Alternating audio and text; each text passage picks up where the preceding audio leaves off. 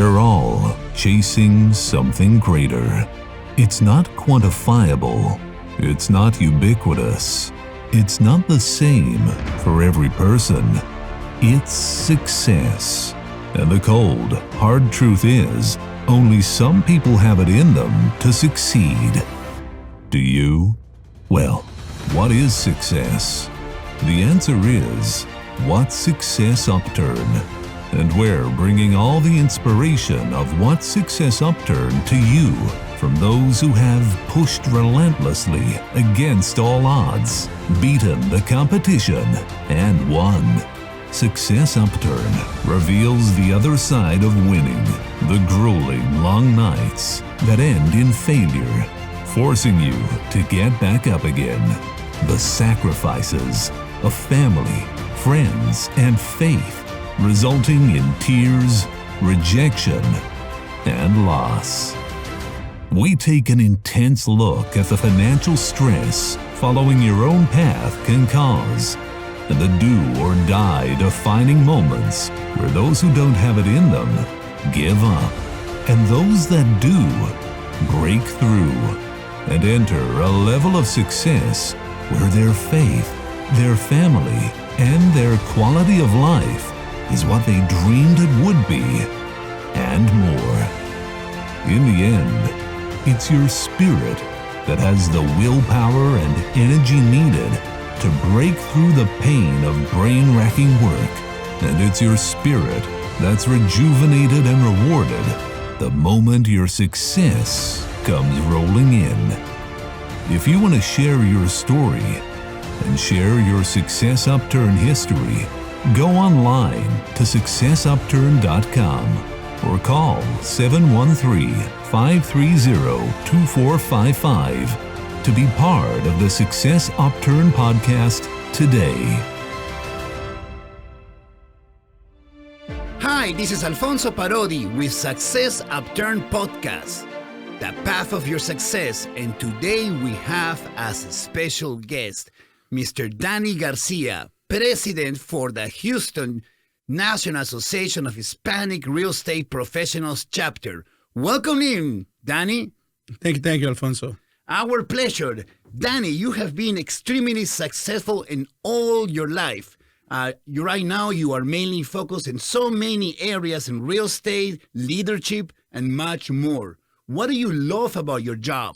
Man, what I love about my job is, number one is I love working with people, At an early age, I kind of watch people. I'm a people watcher. I'm the guy who'll sit there at the mall and just watch people interact. And in my interaction, I realized that dealing with people is the key to, basically anything in life. A lot of times people talk about commodities or different things, products, but one of the biggest products in life is basically people as a whole, and I think we overlook at that. And my biggest joy is just working with people overall. People say you sell houses. I say, no, I sell a lifestyle. Well, what do you mean by that? Yeah. What do you mean by that, Danny? You're a realtor. That's right. Well, I do real estate, and I'm also an investor as well. And I did some financial advising with Bank of America there for a while. But, at the end, it was more about the value you bring to people than, the product you were selling. Oh, absolutely. Mm-hmm. I heard it's very important to work on yourself first before you start working with someone or for someone.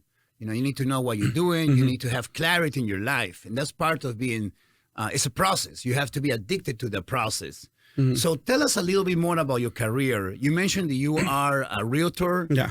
And you also are an investor. I'm also an investor, correct. I also buy houses, buy, flip, wholesale. And you worked before in Bank of America? Well, I worked for several banks, as a matter of fact, financial institutions, correct. So you were a W-2 employee? I was a W-2 employee, and exactly with them. Mm-hmm. And what make you shift to a path of being self-employed or wake up an employee every day?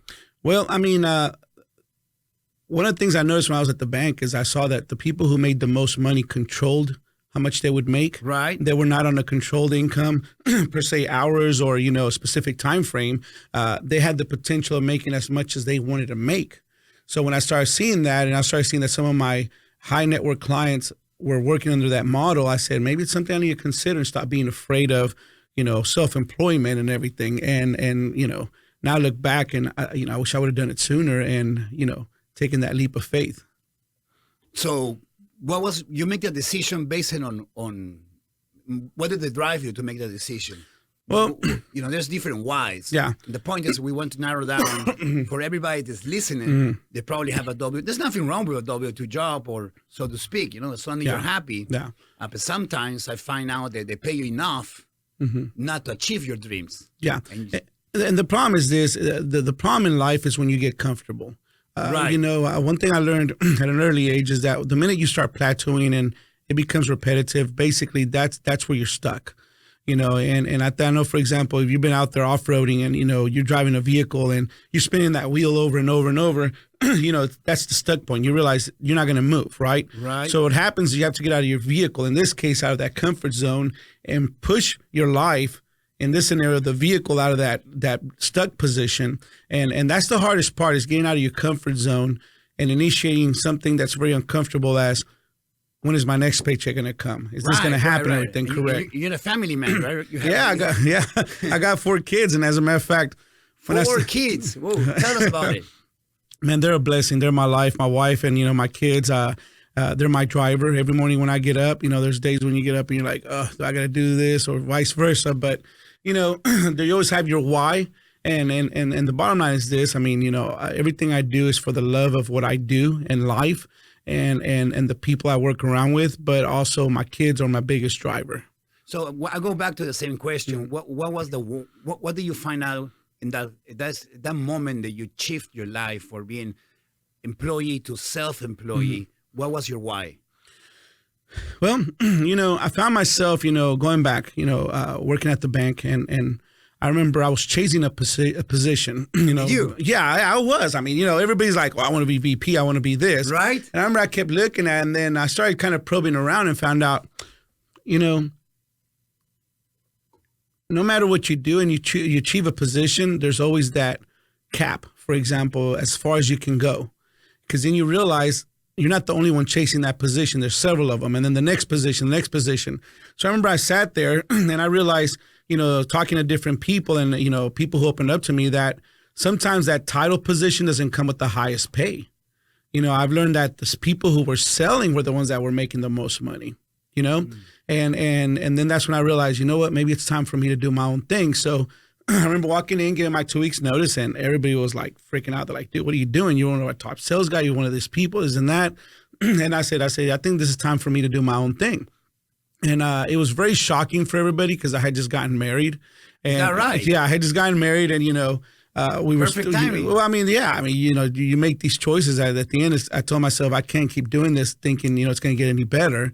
And it was very scary because you're leaving a stable job, with benefits. Everybody talks about the benefits, and I remember walking in there and they were like, dude, are you crazy or something? I said, no, I'll be crazy to stay here and keep thinking things are going to get better. Good. Yeah, this country was founded by crazy people that went from one country to another part of the world, and we're living on it. Correct. And we're the byproduct of all those changes and the decisions that people made. Correct. So under that notion, what you're just saying, I realized, I have to start crossing my own desert so my kids can see the promised land. Right. Because, it's easy to just stay, in the position you're in and thinking things are going to get better. And it takes time, and humans, we're programmed to, in school to find, a comfortable job and make good, good income, which a lot of people question, what is good income? Nowadays, you and I know, Alfonso, 6 figures, $100,000 income is really not a whole lot. Right. And a lot of not people. In today's society. Not in today's society, and once you start getting around high earners, you realize, that, the possibilities are endless. Right. And the only people that are going to cap you are the people you depend on. Right. And in this case, it was an employer, a W-2 form or a paycheck. They were putting that cap on me.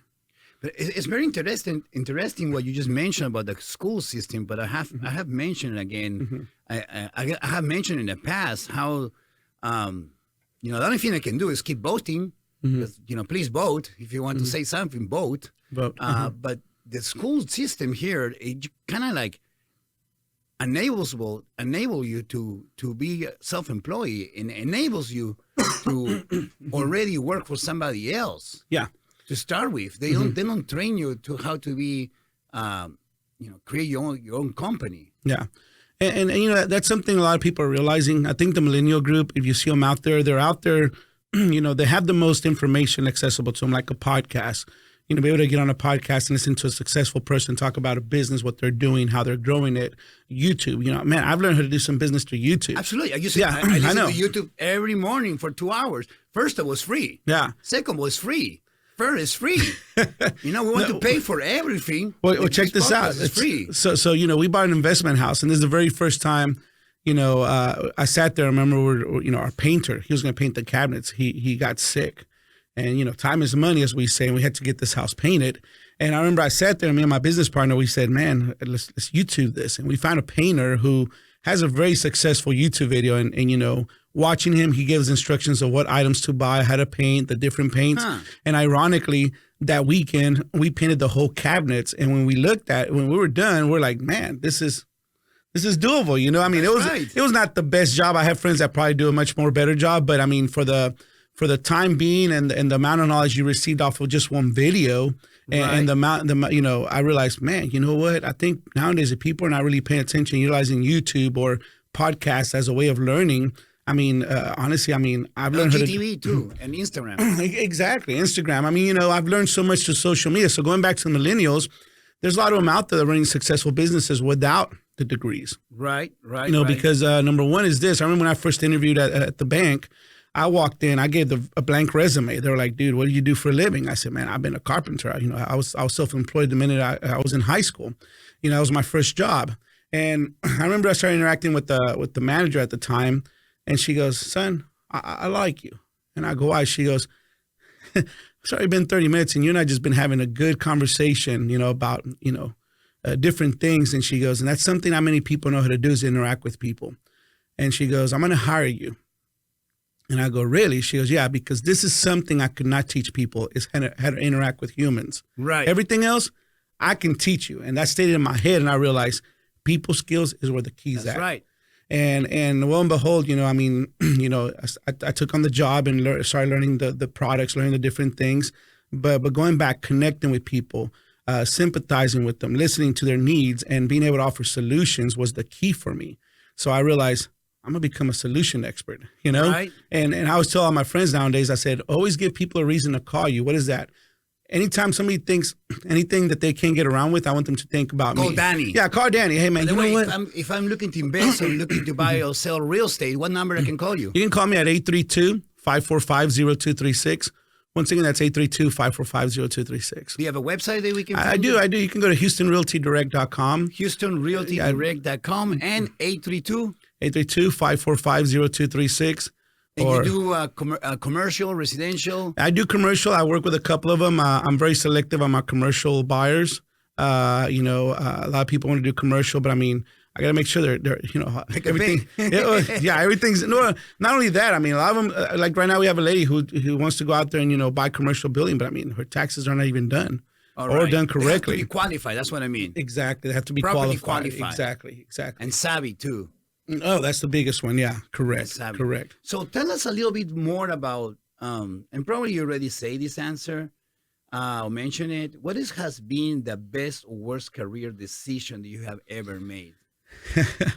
Okay, so I was self-employed, like I said, in when I was in high school. I remember I would go out there and, find jobs. I was making more in one day than my friends who were working a whole week at Chuck E. Cheese. And literally it was Chuck E. Cheese because it was right across the street. It was. Yeah. So, I would do a job. A lot of times. I know. Still doing it. Chasing the kids. Exactly.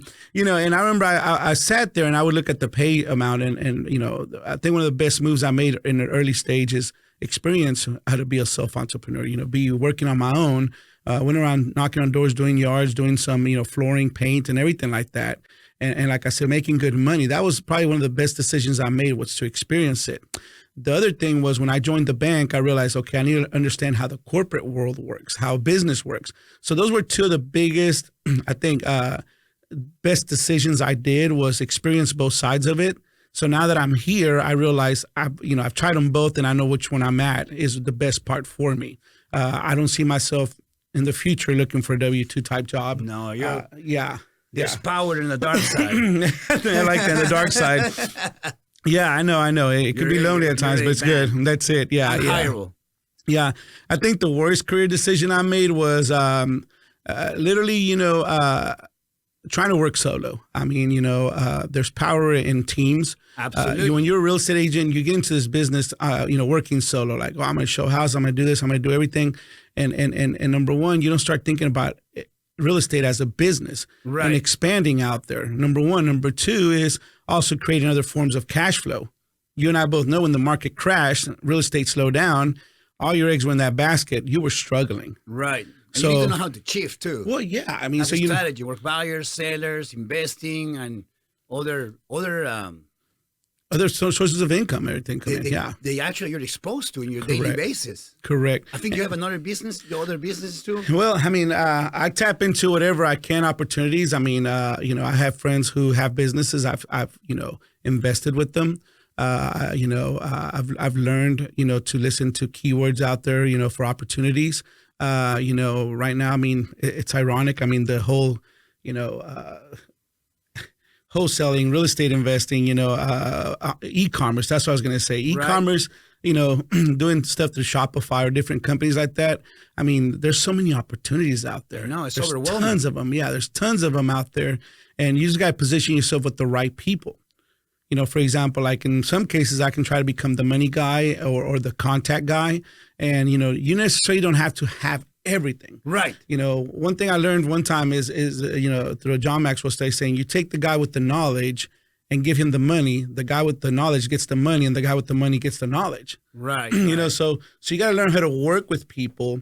So, for example, I'll find somebody and they're very knowledgeable in something. I say, hey, let me do the money thing or hey, let me do the connection thing, and you find out you start working with people because some people might be really good at systems, right? But they have crappy people skills, right? You see what I'm saying? Absolutely. So the minute exactly. So the minute you find yourself in those positions and working with those people, and you learn how to work with them, you create a company because you understand your position. Like I did a disc profile on a friend of mine, and he's like, "Dang, dude, I'm really good with systems and being behind the scenes. I've been trying to get up in front." So he found a front man, and the front man went out to start bringing the connections, and the guy built the systems.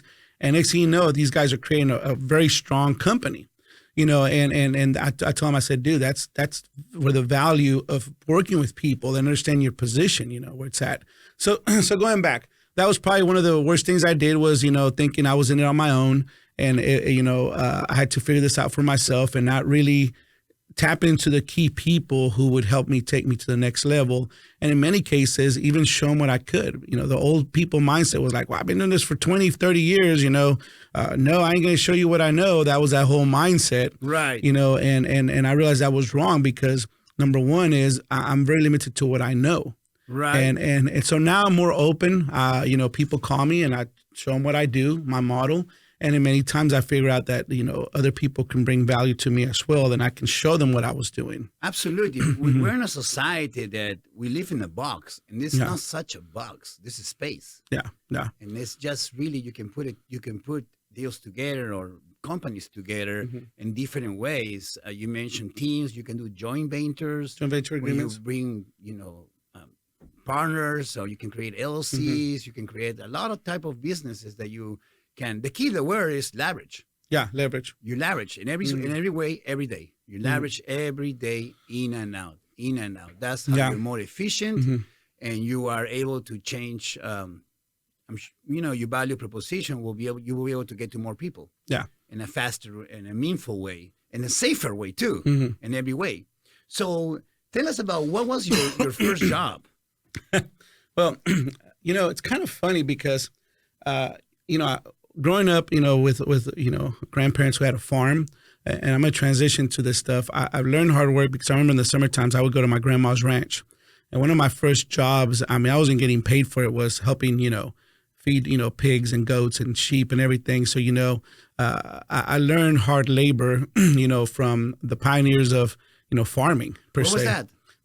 Where was that? That was in Mexico. I'll go down to Mexico. What part of Mexico? Actually, down there by Matehuala, San Luis Potosí area. Okay. Yeah, I would go down there, with my grandma. They would have a ranch. And that was like one of the first experiences I got of hard labor and appreciated, the hard work. And then I could literally say my first job was, I was in high school. I used to do a lot of little jobs here and there, but then I started branding myself and started going around the neighborhoods and telling people, hey, I'm a handy guy. You know, I can install flooring, I can cut your grass, I can do this stuff. In Mexico?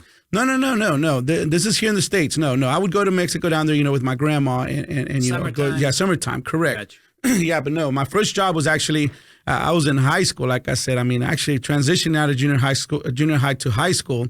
And, you know, I would go out there, knock on doors, and I was cutting grass, I was doing tile, I was doing painting, you know, a lot of different things. And I loved it because I got around different people and, you know, and a lot of my clients, repeat clients, you know, we became very, very good friends. And as a matter of fact, many of them are my mentors now because, you know, I would go to their house and they were like, hey, Danny, you know, I got a couple of things here. You want to work on them, you know, make yourself $40-50 a day. Going back, my friends were putting in 8 hours at $4 an hour. I mean, I was making double. Right. You know, and the beauty of it, and the beauty of it was this, you know, I was doing 1 or 2 jobs and I was finishing them in 30-40 minutes. Right. You know, like some people just give me some nice landscaping jobs. I mean, I'm talking, there was a transition of the day, but I mean, you were making more. So that was one of the very first jobs I took on, was basically, you know, be you know, self-employed. And, you know, I really enjoyed it. And I really enjoyed going out there, you know, and helping some of the elderly people who had no help at all, just knocking on doors like, hey, son, can you come in here and help me do this, organize this? I would do anything, you know. I mean, you know, as long as it was legal. Right. But yeah, I was just doing it. Yeah, and I enjoyed it. That was my first job. And then literally, I mean, I did that for quite a while. Do you did any type of leadership role when you were in high school? Well, when I was in high school, I was a band nerd, what they call us. I played trumpet, and I loved it because there was a discipline behind, you know, especially being in marching band and working as a whole. That's hard. Well, it is, but, you know, that's where you learn how to work as a team because, you know, a marching band, you don't just go out there and you're a soloist. You know, you do everything in tandem with everybody, the movements. I remember in my mind, I was like, dang, how do these kids do this? It's like playing tennis or playing football. Well, I mean, you know, I don't play tennis, I don't play football. Well, I'm not athletic. Solo. Yeah, well, yeah, I see what you're saying. I mean, but you know, going back on this, you know, it was just phenomenal just learning how to work as a team to make this whole choreography, you know, the show go on and bring all the music together.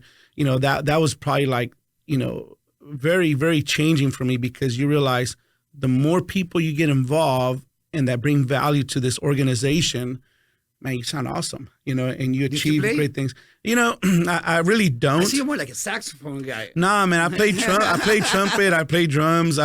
I know my wife and I, we talk, you know, about the disciplines with the kids, you know, us athletes, music. I heard the music is great for the kids to develop their skills and how to express themselves and develop their mind in different levels. Well, right now, my son, you know, a good friend of mine is teaching him how to play drums, you know, and my daughter's playing piano. Mine's her piano too. Yeah, she's playing piano. My other one, she just said, Dad, I want to learn guitar. And I took her to Guitar Center, loaded up with some equipment.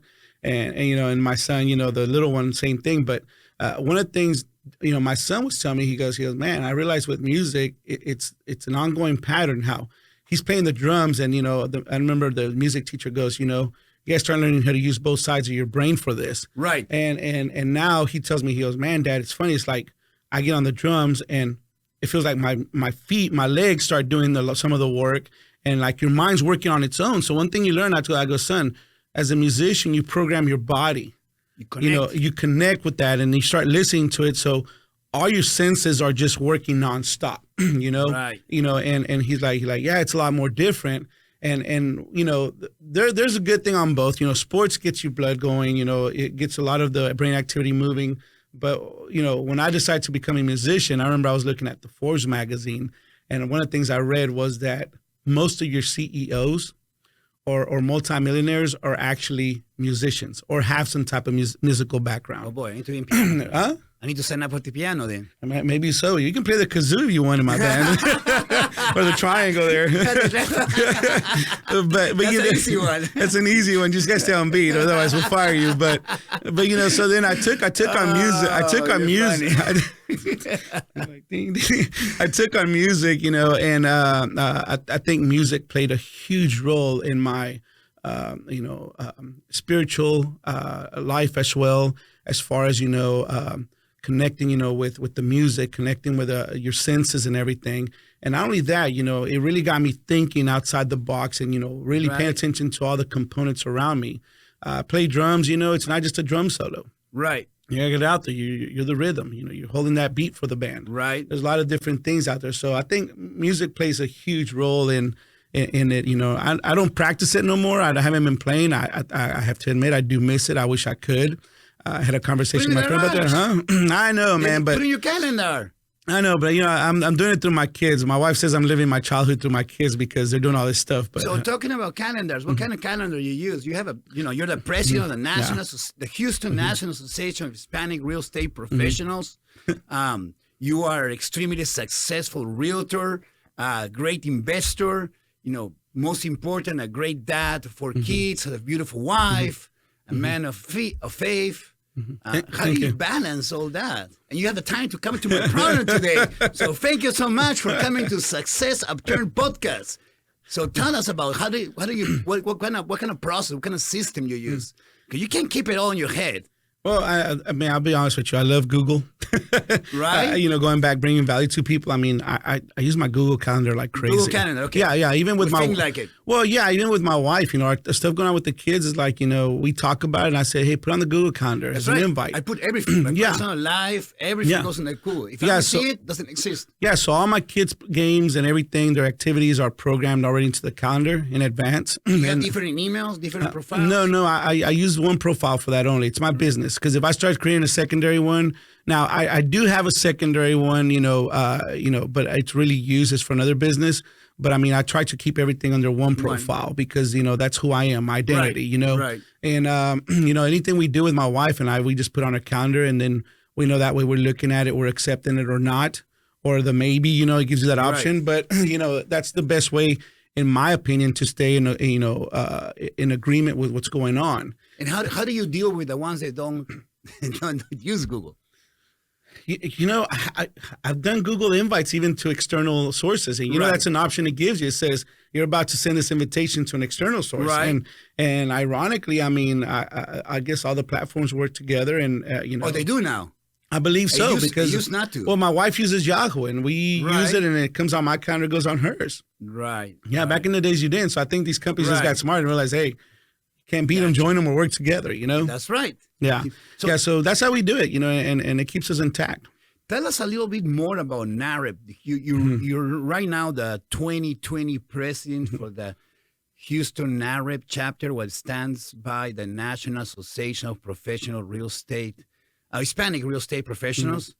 Tell us a little bit more about what is your role, what is your vision as a leader. My role, well, as you said, I got elected as president, and I got involved with NAREP probably about 4 years ago. A good friend of ours, Mark Demas, you know him as well. We were just chatting, and he goes, we're always going back, having people around you that bring value to your life. We're just chatting business, and one day he goes, bro, you need to join this organization. I've met a lot of good top producing agents, some probably the best ones in the nation. And, I was a little arrogant per se, or skeptical about it. I was like, do I really want to join an organization that just labels the Latinos or, or this and that? I was like, no, I kind of want to be measured up against everybody, not just against specific, race. And it wasn't until, I said, let me give this a shot. And when I went in there, I realized it wasn't just only Latinos. That's right. I was all walks of life. People just said, hey, we're advocating for homeownership, for the Latino community. And in reality, and as we look at, we're advocating for everybody. Right. And so, I think the title is there, but what we do brings value to everybody in the industry. And the most powerful thing I got out of it was the connections, and I'm a person who loves to connect with people, and just being out there connecting with top agents like yourself as well, Alfonso. You're a guy who I've known for years, and we finally got to connect in a deeper level. Well, we were awarded top 20 under 40. Yeah, we were under 40 in the 4 largest cities in the United States in 2013. We sure were. By the Houston Association of Realtors. Yeah, correct. So, we can only win once. I know, man. I know. But, getting around people like yourself, and these agents, I was able to see a different side of the business. And it opened my eyes that, I should run it as a business. And I mean a business like a sole proprietor, but growing the teams, growing the network. Right. And I think the people who have come into my life because of this organization has really catapulted me to the next level. Number one. Number two, the knowledge and the that's being brought to the table by some of the speakers we have at our national conference. And we'll be in D.C. next month, doing some lobbying. Looking forward to being the 18th. Exactly. So, the White House. Going out there, and advocating and talking to these people who want to make the president member. For Houston, I know. See that one happen. You bet it will. You have to get past Secret Service first. By the way, I'm a director of membership, so if you're looking to be a member for the Join number us. one chapter in the United States for the National Association of Hispanic Real Estate Professionals, you can also call me at 713-530-2455, 713-530-2455. Yeah. And it's a great organization, man. And I'll be honest with you. I mean, I'm glad I joined, and, it's changed my life.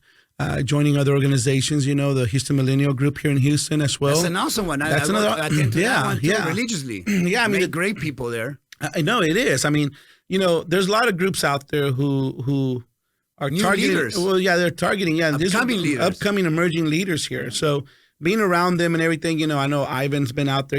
Ivan and I politically, we're in two different spectrums, but he runs the Houston Millennials. I'm gonna share something. Like, Ivan and I were really good friends. He's we a talked great. about in the last event that he will be joining us. Yeah, he's a great guy. And a lot of times what I tell people is, we let politics, divide us and in racial tension. But when you look down to it, we're all humans headed in the same race. We're all humans, that bring great value, maybe think differently, maybe don't agree with certain points of views. But one thing I love about the organizations, I'll be able to get inside and just see different mindsets and understand why people think what they think, why people stand in a certain political arena that other people don't. But at the end, I value them as individuals and for who they are, because at the end, these are family people. These are people who, want to be accepted, who want to be able to have a good life and everything. And if I can bring value to people for who they are, not for what they're running again, right. behind. And not only that, even shifting the focus to those things, because sometimes, our identity becomes, our religion or a political affiliation or even a race, but at the end, we're all human race, and I've enjoyed organizations like this because it helps me get out there and understand why people think or vote or do things a different way. And it helps me understand better and how to bring value to myself first and also to them. The society. Exactly, yeah. So something that I had the pleasure to speak with Ivan for a few minutes. I know he's a busy man in the band and the Houston Millennials. And we were talking about coming to the show, and he told me, what is the show about? It's about success. It's called Success Upturn. And then he's a very smart person. In a short couple minutes, tell me his story. And he said that he told me he was 15 years ago, he was pushing cars and crawlers. Yeah. And now he's pushing legislation. right, for the United States. Yeah. So that's a pretty impressive story. And the crazy thing is this, some of the people, you at least think about take you to the next level. Right. And I've always been the guy who, I hear somebody, I'm gonna use the word cocky, who's real cocky about who they are and what they are.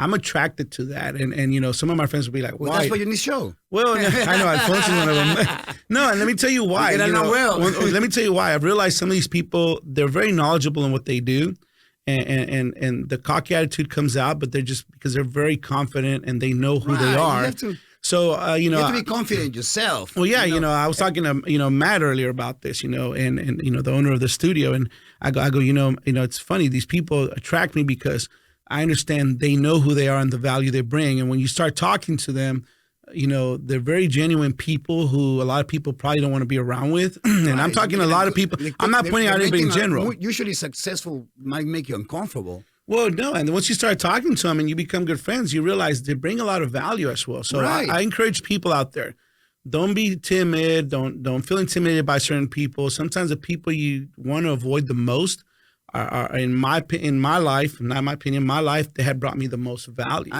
Same to me. It's like peeling the onion. You just judge somebody, but if you really start peeling the onion, you start really getting to know that person, it's not even close what you actually have in your mind. Exactly. And that's just the evil between your ears. The enemy is not outside. The enemy is inside you, and will do whatever it takes to make you stay where you are, what is the certain world.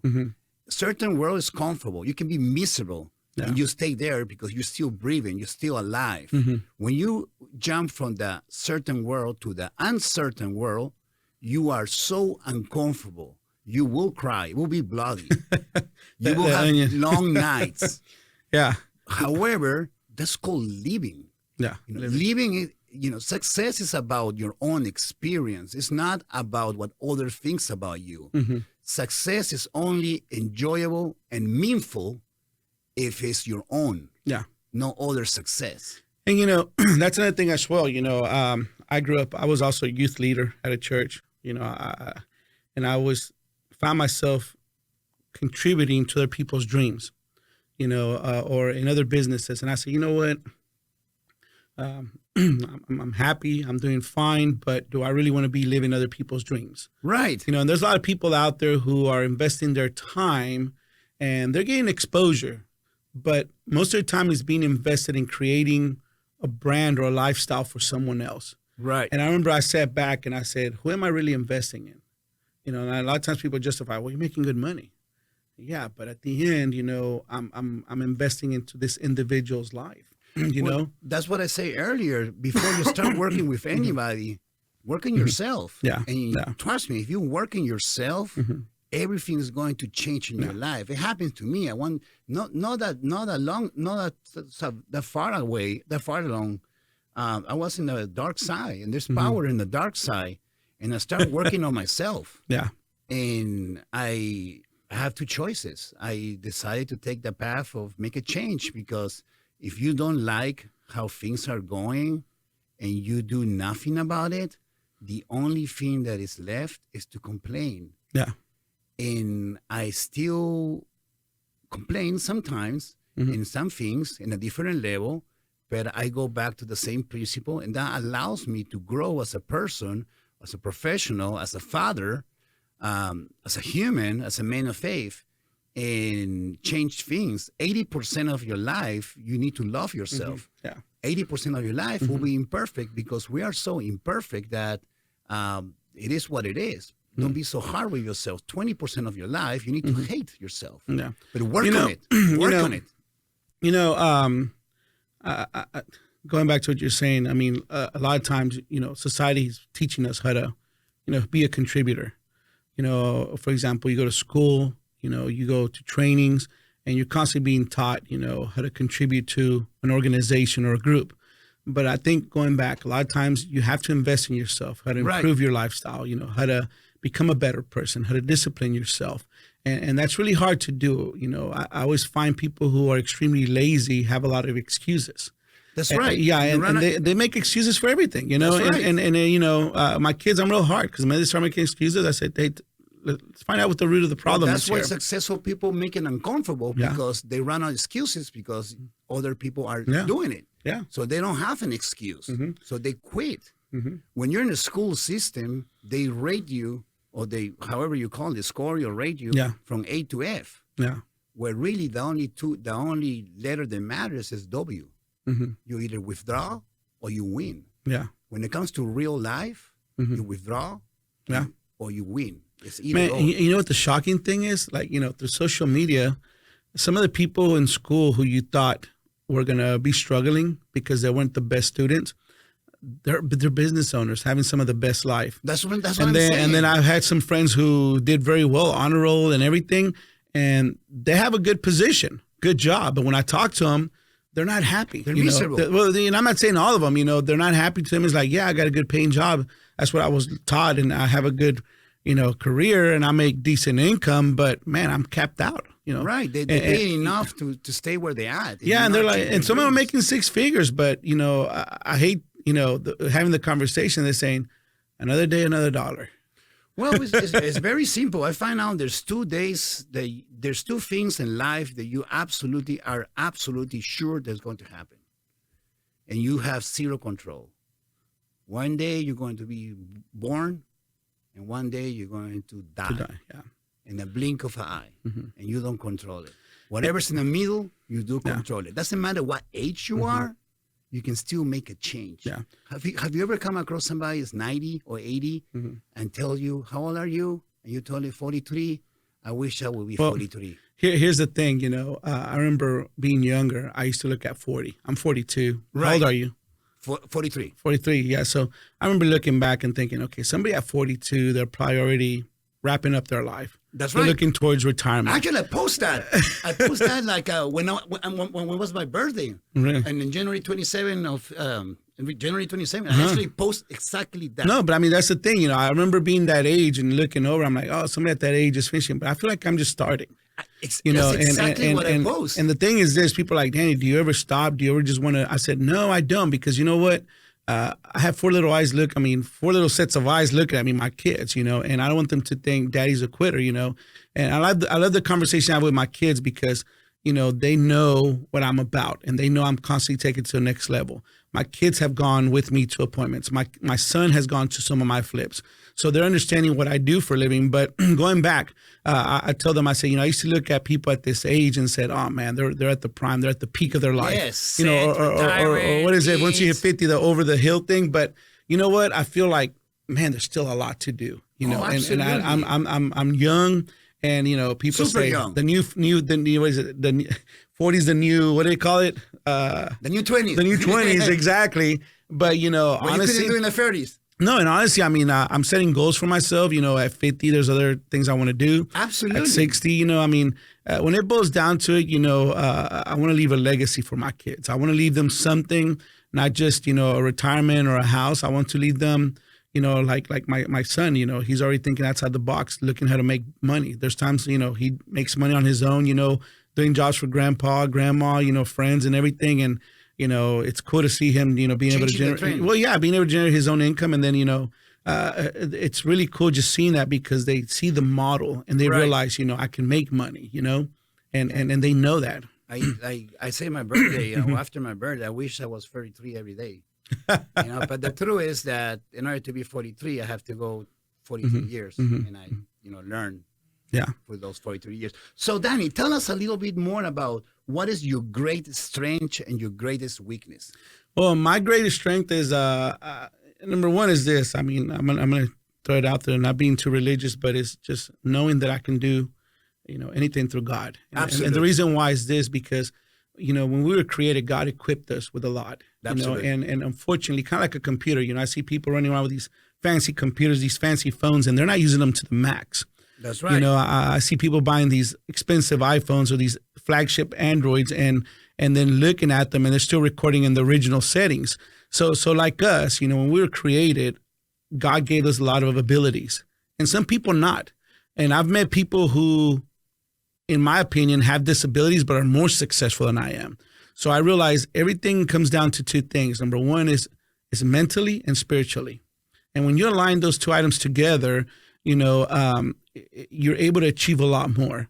On the spiritual aspect, just being able to know and confide in yourself, because you can do it mentally, but that spiritual side is just knowing that you can achieve these items. Faith. Faith, exactly. Faith, like in my case, I grew up single mom, and people would always say I was a label. I'm not going to graduate. I'm not going to do this. I'm not going to do that.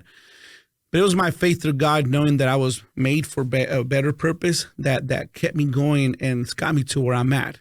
Because mentally, I can only do so much. But then your mind, after hearing so much negativity about, dude, you're growing up in a single family household. You don't know what it's like to be a husband because you never had a dad. I told that to my wife when we got married. I said, my biggest fear is being a husband. Why? I don't know what a husband is like. Well, what do you mean? I said, well, I never had a model, but seeing all those different things on the mental aspect, you were very limited. But the spiritual side, connecting with God, understanding who he is, who he created you to be, that's what catapults you to the next above and beyond, because now you understand God created you for a purpose. Absolutely. A lot of people are running out there without a purpose, that they just live in life and just saying, I'm going to enjoy it. You see it out there. Instagram, you see a lot of people out there who they look like they're living this grand life. Fancy restaurants, fancy everything. Yeah, that's it. But when you start talking to them, there's a void. There's a void there. And well, we deal with clients all day, so. No, and I see it all the time. Yeah. And a lot of times, I've told clients before. Or realtors. Or other people I've had clients, where they confide me and we become really good friends. I say, look, guys, right now you don't need a house in your life. You need to straighten this other items out before, because a house is not going to be, your house is not the building itself. Right. It's you, your wife, That's your kids. Right. You can be in a tent. Yeah, exactly. You can be in a tent and be happy. Yeah. Honestly, being there. I have some of my, it goes both ways. Some of my wealthiest clients are happy. Some of my poorest ones are. It just depends on you. Yep. I got people, my mom, she's a very good example. Doesn't make the most money, but, when I look at her and I see other couples who have dual income, and she has a nicer home, she has a better quality of life, and she enjoys life and everything. I realize happiness comes from within, and also having that connection with God, versus, the things you have, and in our family, some people say, I think your mom's making some money on the side some other way or something. Why? Well, man, I don't get how she does it. My mom taught me at an early stage, when you're happy with what you have, it easily just starts coming towards you. It works himself out. It works out, correct. You're a magnet of opportunities. Well, not only that, people like optimistic people. Absolutely. People who just drain you and complain, oh my God. The victim role. Victim, when we you're were talking victim, about that first earlier. of all, you're not going to get anything accomplished. People are only going to hear you so much. Then you're going to annoy the heck of them, including family. And again, you're not going to get anything accomplished. And the sad part is you can accomplish what you want just in a different way, and you're not seeing it. I had a conversation like that with one agent because he was constantly complaining, and I had a deal. I basically said, hey, here's a contract. Meet the buyer, get it signed, pick up the earnest money, and I'll let you be the buyer's agent, making 3%. The guy was constantly complaining. It made it that easy. Comes back, and he goes, I open the door, get him the paper. What do you want me to do next?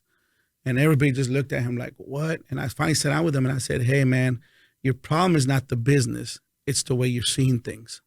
You're constantly complaining, constantly looking at all the negative, constantly just saying, why does everybody have this? Why can I not? My wife works for a luxury company. Why people not using me? Guys, we're not entitled. Like I told him, I said, just because you're an agent, and I tell this to new agents, sometimes your friends and family are the first ones not to consider you for the business. Right. And it hurts a lot of people, like, oh, my ego's hurt. What do you mean? Or, oh, not my ego, my person's hurt. Why? Well, my cousin just bought a house. I'm like, dude, well, you got in it for the wrong reasons. I tell people, sometimes the people you most expect to help you are the ones that are least going to help you. And what happens is this. Life. Exactly. And what happens is you set your eyes upon man now. And not upon your abilities of connecting, going outside and, getting other people. So I'm not talking and saying that family is not there for us. They are. No. But when it comes down to business, you have to position yourself, and I got to go find it and earn it. I'm a true believer that everybody wins. Yeah. No matter what. Yeah. You get what you want. Yeah. And you get what you put into life. You turn miserable. Yeah. You want to be looking at somebody else, you look at somebody else. It's like Michael Phelps. I don't know if you saw the picture where he's supposed to lose. And because the other swimmer in the last stroke, the guy was wearing a green hat. Yeah. I remember his name. He turned around to look at Michael Phelps. He won too. Yeah. He got what he won. Yeah. He wanted to be focused with Phelps. Yeah. So he won. Exactly. Phelps wanted to win the. Well, and then the other one, they both won. And then the other one, the little boy who looked up to Michael Phelps and ended up beating him. Right. We said idols out there. I love that story because I can't remember the kid's name. You always win. I can't remember the kid's name, but his heart was set. Michael Phelps was his idol, and eventually went to the Olympics and beat him. That's right. And a lot of times, I don't think we see ourselves above other people, and we're constantly comparing ourselves to other people and set the tone that I could never achieve that greatness. But multiple people have shown us that you can actually achieve it and probably even beat them at the same time. Absolutely. If you can see the invisible, you can do the impossible. Correct. That's it. If you have clarity and you can see it, you can aim on it, it's done. Yeah. You just need to take action, because a dream without actions are just wishes. Kind of those that New Year's resolutions that never happen. It's because they don't have actions. Like working out. I'm going to start working out on Monday. Yeah. That's not an action. Action is I'm going to be working out Monday at 9 in the morning, and I'm going to work out arms. I'm going to do 3 sets, and then I'm going to work this. I'm going to work. That's an action. The way you have it down. You got it down. You have to write it up. Mm-hmm. So tell us a little bit more about how do you make decisions in your life? Well, I've learned to prioritize. Number one is in my life, it's always going to be my God, my family, then my job, and then the church. One of the things I see where religious people fail is that they prioritize a church first. So every time I do something, number one, going back, I got to see, is it something that aligns to my faith? Because if it doesn't, it's going to bring me trouble, on that aspect of it. Number two is, how does it benefit my family, right?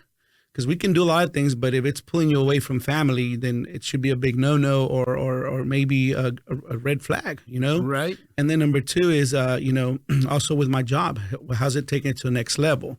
So whenever I make decisions, I'll be honest with you. I mean, it's one of those very hard ones, but I have to consider those three things at the top. That's good. Because number one is this: I've had opportunities to make good money, and not in the right way. I mean, I'm not saying anything illegal, but working with the wrong people. Right. And I want to be able to sleep at night. I want to be able to make sure my kids are safe. Good, I want to make sure my kids are safe, and I'm not surrounded by the wrong people. Right. And exactly. I hear you. And not only that, my conscience with God is to be able to say I feel at peace with God. Feels good. So yeah, it does. So those three things, are my big evaluators. Is it right with God? Is it right with my family? Is it right to my job, to what I'm doing?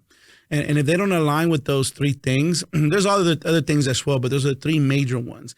If they don't align with that, then maybe it's something I shouldn't be doing. So lastly, tell us a little bit more about what are the secrets behind getting to where you have to go.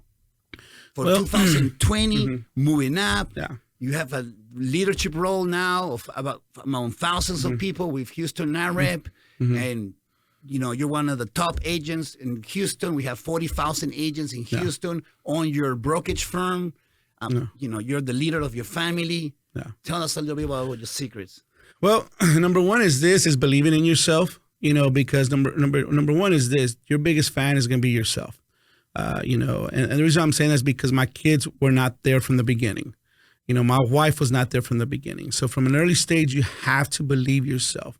You have to see yourself at a greater level, greater position. You have to visualize it. Well, you have to visualize it. Not only that, and you can dream, but the action is where the hardest part is at. Right. I got very uncomfortable. I had a conversation with a good friend of mine one time because I was upset at another friend of mine. You love uncomfortable conversations. No, I honestly do. No, so we're driving the car, and I told my friend, I go, he goes, man, why do you like talking to this guy? It seems like you're always arguing with him, fighting with him. Say, let me tell you something. I have plenty of yes people around me. It's hard to have that one person who's going to look at you and say, you're wrong.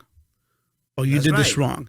I said, and as much as it hurts and I don't want to hear it, that's where I'm at, because people who take the time off for it and look at me and say, Danny, what you're doing is not right.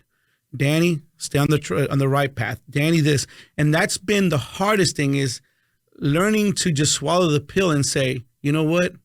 You've taken the time, and I value that, for you to be able to look at me and say, Danny, this is not who you are, basically. Because, sometimes those people we shine away from because we want to be around people who think like us and praise us. Man, that's easy. There's tons of those people. It's those people who are able to look at you in the eye and just tell you, you know what, Danny? This is not right. You know what, Danny? This is not going to where you want. Because those are the people I truly understand and believe they know where I'm at and they understand where I'm going. And they want to contribute to me and basically let me be that guide and say, hey, hold on. I'm not only listening to you, I'm watching you. And based on the conversation you and I are having, it doesn't align to that.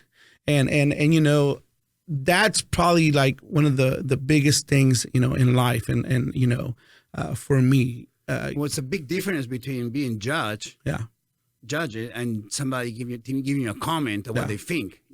Without being judgy. Yeah. And me, Alfonso, I always tell the team and people, I said, hey, call me out. I'm okay with it. Some people get hurt. I'm like, call me out. If I'm doing something wrong, let me know. If I get offended, then that's my problem, not theirs. Because I expect, everybody around me. No, you're good. I expect everybody around me to be able to point out my flaws. And honestly, some of the people that I feel care the most about me are the ones that are going to tell me, hey, that's wrong. This is what's going on. Or, hey, have you thought about this other way? Because honestly, that's how we grow and that's how we learn. Exactly. That's how you grow. Yeah, because you get when you when you start getting to have maturity, Yeah. sometimes it takes a day Yeah. to digest it. Yeah. But you assess it, and sometimes they're right. Yeah. You need to look at things a little bit different. And at the end, when it boils down to it, the most valuable assets in any business is people. Right. A company, you can have the most high-tech equipment, right here. They have an awesome studio, but if nobody's here having these conversations or these podcasts. Upturn podcast, the best podcast in Houston and it is, around United States. We talk about success. We talk about everything that's surrounded about success, his stories, his struggles, and much more. Last question, Danny, because I know you're super busy. You're going to another listing appointment, and then you're visiting another investor. Then you have a Houston NARA meeting, and then you have another meeting, and then a network event, another client. and then you want to go pick up the food because you cook too, and then you're gonna feed the kids. Yeah, my kids don't like my cooking. That's all. My daughter told me yesterday. My daughter told me yesterday we were at my friend's house, and he's an awesome griller. She goes, "Daddy, take some notes. Take some notes." And I'm like, "What?" She goes, "I wish you could cook like this. I'm not a cooker." Oh boy. Well, it takes practice. Success is about commitment and discipline. Success is not about motivation. Motivation really doesn't work. You don't need to get motivated to go to work. You should go to work. Now, there's some days that you might not feel like it, but however, discipline and commitment will get you to success. And success is nothing. It's not like when you do crazy things and you think you expect results. It's actually about doing the smallest changes. The one thing I learned at an early stage, through the John Maxwell Group was, you have events and processes. And one thing I've learned is that a lot of people are full of events. A lot of people are full of, I went here, I listened to, Gary Vee, I went to listen to Grant Cardone, I went to listen to John Maxwell, and great. And I remember when I was a church leader, let's have these events. And we measured our success by the amount of people that came to these events. The problem is this, and also when I did prison ministry, we had an event. All these people came to, to the altar and received Jesus Christ as their Savior. But then at the end, one thing I realized is what was missing was the process. And what happens is this: you can be going to multiple events, but there's not a process in place to get you to what you just heard, right? Or to the commitment you just made and apply it. Then you're just an eventful person. That's right. And I see it all the time. I see Instagram, social media, people going to all these extravagant events, but when I sit with them, I realize they're more about relate to the events than with the process that they learn. That's motivation. They just get motivated, but they don't do anything about it. But they're not self-motivated. That's right. Anybody that competes in the Olympics and any sport, because you can play football, but doesn't mean you're going to be a pro football player. Yeah. You actually get paid or win the medal on the trainings every single day, not actually on the sacrifices you make. The sacrifices you make. So last question, what kind of books you read or you recommend? Tell me. Man, I'm going to be honest with you. Always be honest. I'm going to be honest with you. I mean, it's like, I like reading books, okay? But the biggest thing I always read is current events. Current events, what's going on in the world, and I'm a big history buff. So, and the reason why is because, you learn a lot through history, even on the Bible, history books, everything. Stuff that happened, I like to learn about other people's experiences and the choices they made to get them where they're at. But my biggest thing is I like keeping up with current events. I have, at night, I probably read about probably about 20 sources of news information. And the reason why is because I like to stay. Do you use an app or anything? I use several apps, but I mean, going back, I read them. A lot of times, I like to wake up and already know what's being discussed on TV. I'm fully aware of what's going on. I like to read a lot of business journals, anything that applies to what I do.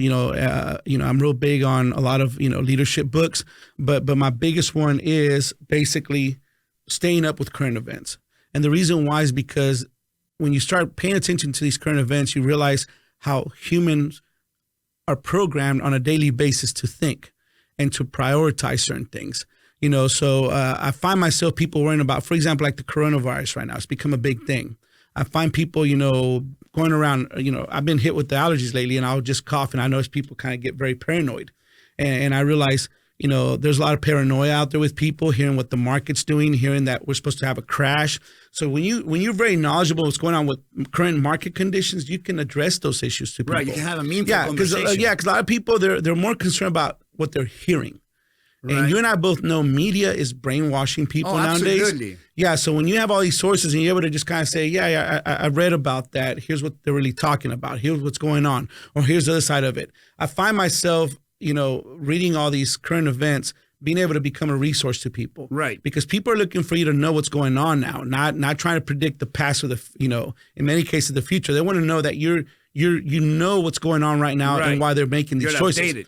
Well, people are driven by every day by what they hear. That's right. And when you understand what's going on, a lot of times I'm able to identify and say, hold on, you must have read this, and that, or heard this on the news. Yeah, okay, let's step back, let's analyze what's going on.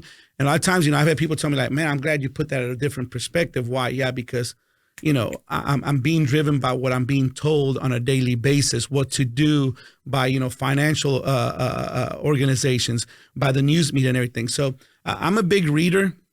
When it comes down, at night, I'll sit there and read multiple articles and research, different things that are going on, because I think it's important to stay on top of what's going on. And then at the same time, leadership, I'm not the biggest Bible reader, but I like to go through the Bible and look at different things, and different books, historical events. I'm huge on historical events.